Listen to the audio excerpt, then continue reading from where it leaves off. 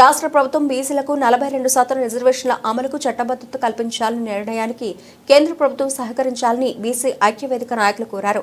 సిద్దిపేట జిల్లా హుస్నాబాద్ పట్టణంలోని విశ్రాంత ఉద్యోగుల భవనంలో బీసీ ఐక్యవేదిక ఆధ్వర్యంలో మీడియా సమావేశం నిర్వహించి మాట్లాడారు. కాంగ్రెస్ ఎన్నికల మేనిఫెస్టోలో చేపట్టిన విధంగా బీసీలకు న్యాయం చేసే దిశగా ప్రభుత్వం ఏర్పడిన వెంటనే తొలి అసెంబ్లీ సమావేశంలో బీసీ కులగణన బిల్లుకు ఆమోదం తెలిపారని అన్నారు. రాహుల్ గాంధీ గారు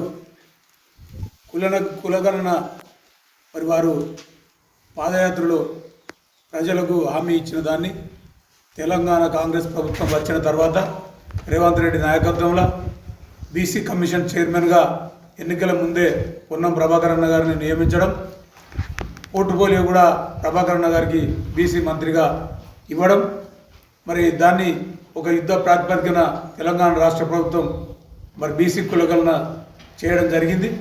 దానిలో ఎవరైతే కొంతమంది అందుబాటులో లేక అట్లాంటి వాళ్ళ పేరు రాక ఇంకా కొంత కూడా తక్కువ ఉన్నది, దానికి కూడా పూర్తి చేయాలనే మళ్ళీ రాష్ట్ర ప్రభుత్వం మరి ఫిబ్రవరి 16 నుంచి మరి మార్చి 1 వరకు ఈ కార్యక్రమాన్ని తీసుకోవడం చాలా సంతోషం. ఏదైతే బీసీలకు పాపులేషన్ ప్రకారంగా జన ప్రాతిపదిక మీద ఏదైతే ఉందో మేము బీసీలం, ఆ బీసీలకు సరిపోయేటువంటి సంఖ్య మాకు ప్రాతినిధ్యం గతంలో లేదు. మరి ఇప్పుడు గతంలో ప్రభుత్వాలు ఎన్నో చెప్పినాయి, మరి బీసీలకు ప్రాధాన్యత లేదని చెప్పి మరి సరి అనేటువంటి నిర్ణయం తీసుకొని ముందుకు పోవాలనేటువంటి కార్యక్రమం కాంగ్రెస్ ప్రభుత్వం తీసుకున్నది.